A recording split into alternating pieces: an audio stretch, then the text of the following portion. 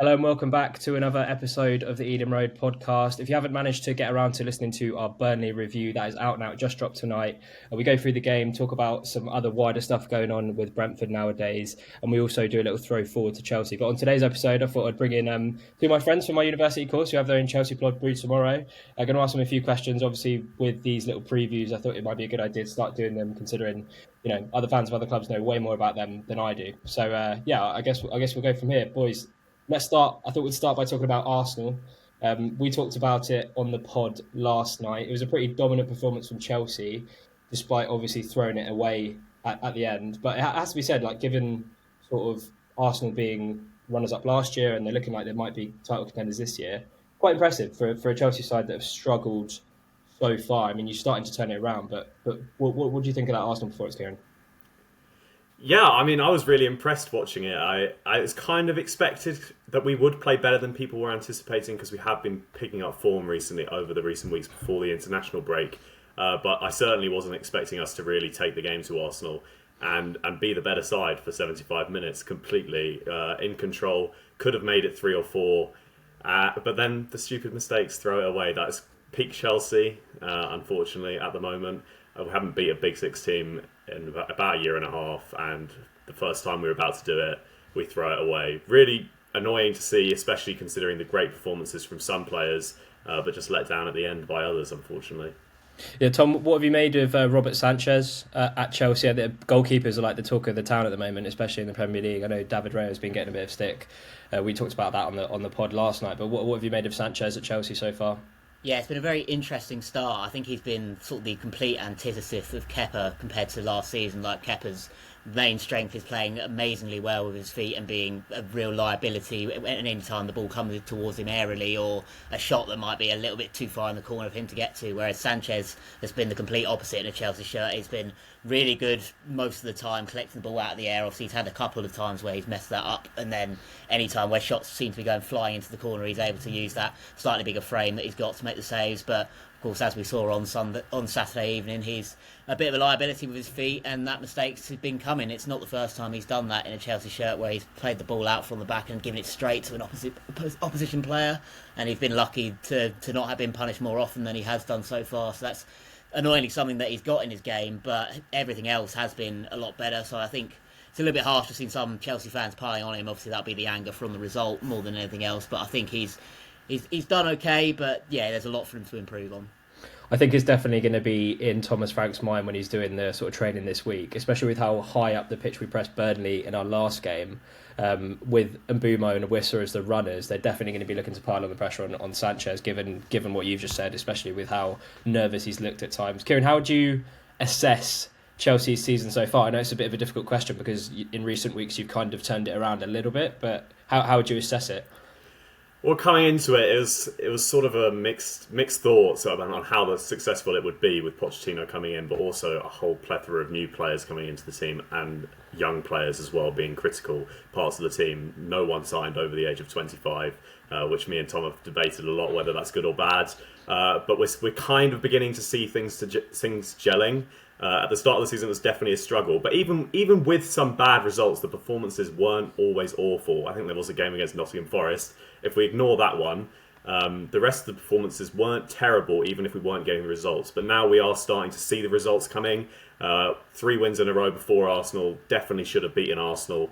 And if we can build on that, the season can only go up from where we currently are, because obviously we should be above where we are in the table at the moment. But Pochettino is beginning to turn things around, I think. I hope. Tom, are you echoing that, Tom? Yeah, very much so. I think there was a lot of results, like sort of obviously the Forest one Kieran already mentioned, and then the Villa defeat as well, the Bournemouth 0-0. We were playing a hell of a lot better than the results were suggesting, and then now, we are seeing a lot more of the confidence coming in. I think the players were, despite the results, still keeping complete faith in Poch and sticking to his ideas, and probably getting that belief a bit more and more as the games are going on. And then I think it's taken a couple of the more senior players, specifically someone like Raheem Sterling, to step up on the day and put the ball in the back of the net, which is then allowing those youngsters who are new in the team to sort of gain that confidence themselves and do a little bit more that sort of daring moves and taking players on rather than doing just the simple pass. So I think the more and more we see that, the more and more we're going to get the results, and hopefully that is something we can continue to build on.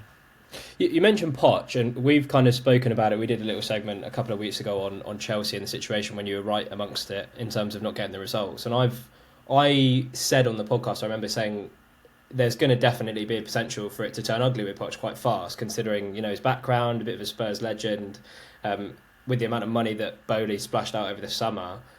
I would have thought that if maybe a couple more results in the other direction, and the fans would start to turn. But what from a fan's perspective, what's the feeling amongst the fans in terms of Pochettino, in terms of the ownership, Kieran?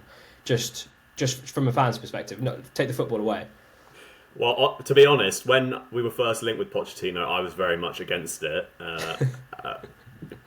In contrast to Tom and our other Chelsea friends, I was very much against it because of, as you mentioned, the Spurs history.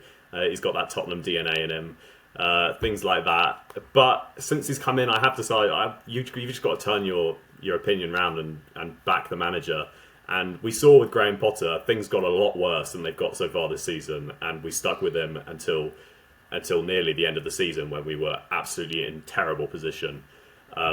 So with Pochettino, even though the results haven't been there, the performances are getting better week on, and so I've kind of turned my opinion around on him. I've been very impressed with him, especially over recent weeks, with what he's saying and how he's managed to turn players like Mykhailo Mudryk is beginning to find form. Cucurella shoved it right back, is looking like a brand new player. Things like that. It's very impressive to see, and the Tottenham aspect for me at the moment is gone. Maybe if we're in the relegation scrap, I'll bring it back up. But for now, it's definitely gone out of my mind. You mentioned a couple of those players. Me and Tom were kind of speaking about it off camera. I've got a few Chelsea mates. They were saying they've been mega impressed with Conor Gallagher, Cucurella. You've mentioned as well. Cole Palmer. I've watched a few Chelsea games this season. Levi Colwell's standed out as to me as one of your best players. Tom, who's been the pick of the bunch in terms of your Chelsea players? Because obviously a lot of them have had bad seasons last season. A lot of them are new players. Mudryk started to turn it around now. Who's been your standout? Yeah, you've mentioned obviously quite a few names there who have. Some of them have surprised, and some of them sort of performing to the heights that some of us were expecting them to do. But I'll go on Cucurella first, because he was someone who I was hoping when we went into pre-season that he was going to be able to put that really poor season that he had last term behind him and then become a new player. And it started to look like that wasn't going to be the case, especially in pre-season. There were moments where he was making the similar mistakes that he was last year, stepping up too high, being beaten far too easily, and was being the result of us losing goals. I think Dortmund and Newcastle, he was at fault for both of those. So there was fear that he wasn't gonna fit in for Poch, and then there were so many rumours that he wasn't going to be here this season. The loan to United seemed to have a lot of legs to it, and then obviously ultimately didn't happen. And I think he was always going to be very limited with chances. I think a lot of fans would much rather have seen Ian Martson playing in a fullback role, which he hasn't done yet. So he's had that sort of luck, and then the injuries on the right-hand side and the suspension to Malo Gusto as well gave him that opportunity at right-back, and he's just taken it by the scruff of the neck. I think both the Brighton games in the League Cup and then the league game against Fulham after that, he was a completely different player, looking like the player that we bought from Brighton in the first place, and it's just been really, really solid. They moved over to the left for the Arsenal game, and for me, apart from the second goal that we conceded, kept Saka completely quiet for the entire first 70 minutes. There was nothing where it really seemed like he was being beaten like he normally would be down that side. And I think it's the first time we've seen Cucurella and Mudryk play together on that side, and it's really sort of worked. Like, normally when we have them together, Cucurella likes to push forward, and Mudryk's not the type of player who's going to want to come back, whereas we saw a little bit more of both of them working together and playing in tandem, which is a good sign. And then you also mentioned Gallagher as well. He's someone who divides the fan base online very much so. I think more of the overseas fans aren't taking to him as much as us English fans obviously want to see him succeed, know his love for the club, everything like that. And I think he's someone who's just growing more and more.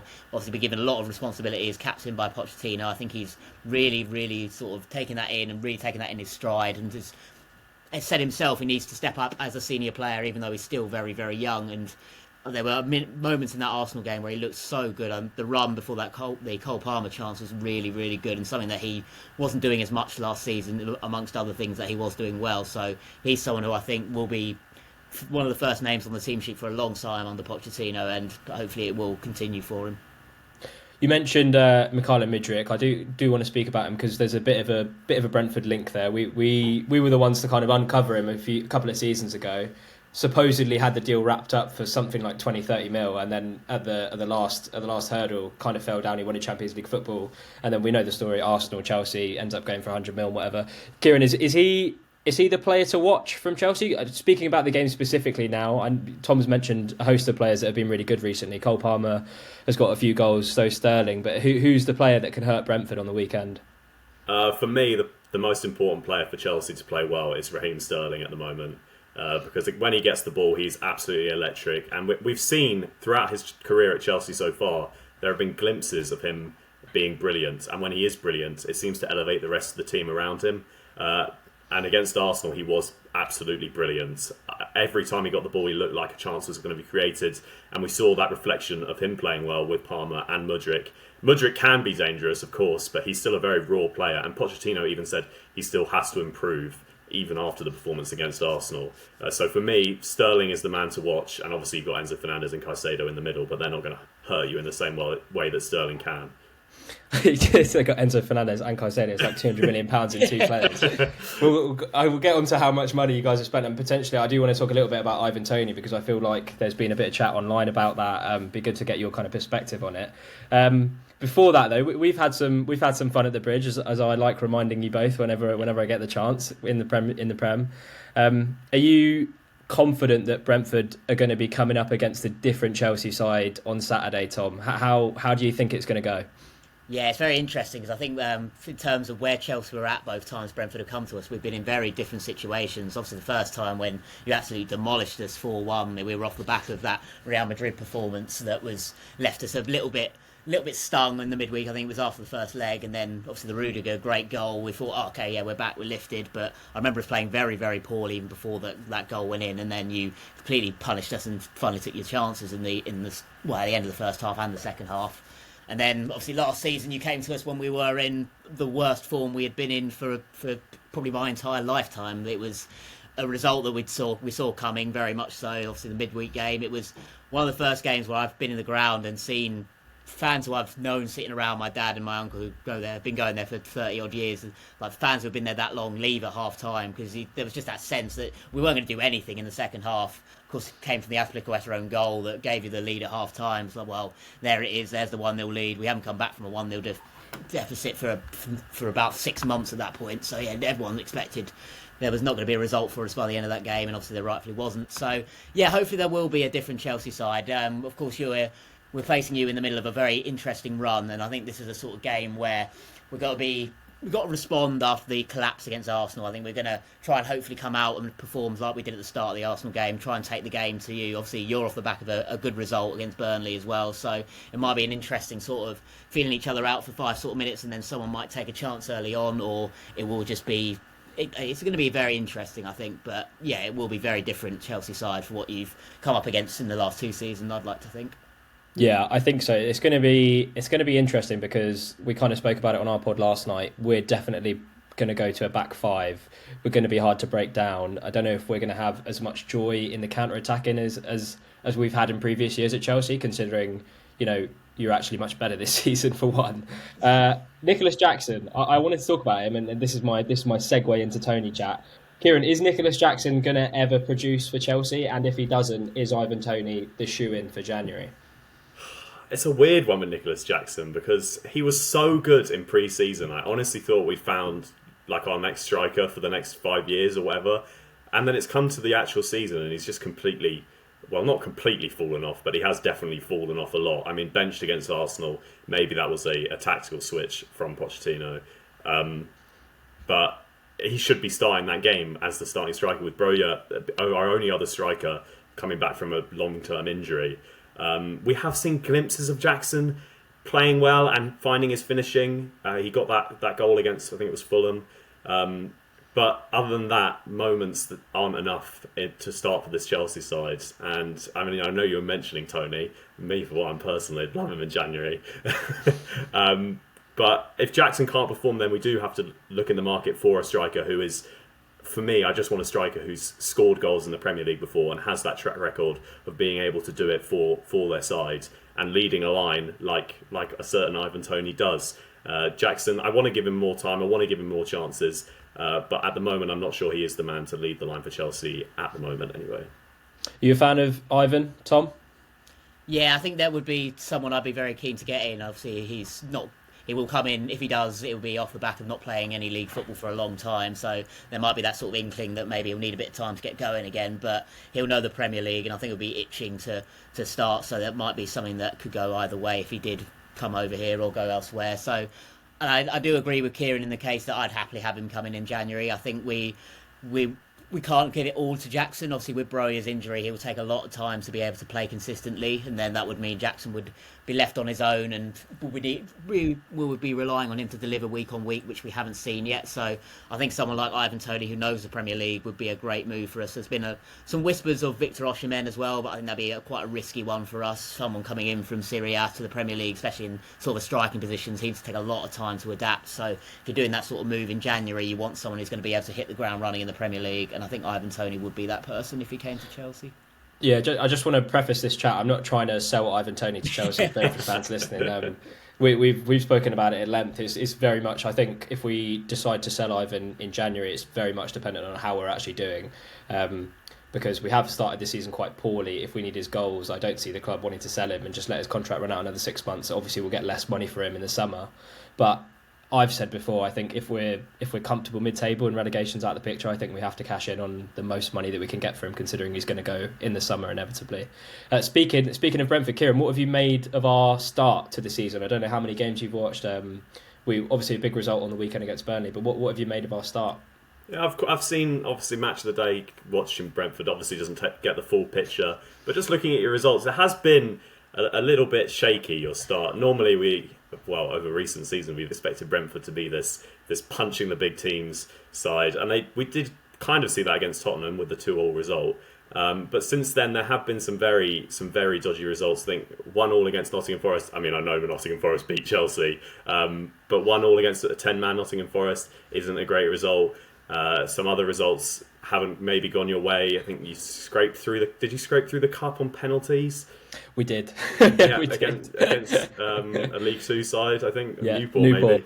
Yeah. Newport, Yeah, so not been the Brentford we know and love in the Premier League so far, but if there's ever a game for you to turn things around, it's against Chelsea. So exactly that. I mean, I hope you don't, but exactly that. Tom, final one from me, mate. Final thoughts just ahead of the game. Obviously, West London derby is not too much bitterness between the two sides. Can we just clear something up, by the way? Who are Chelsea's main?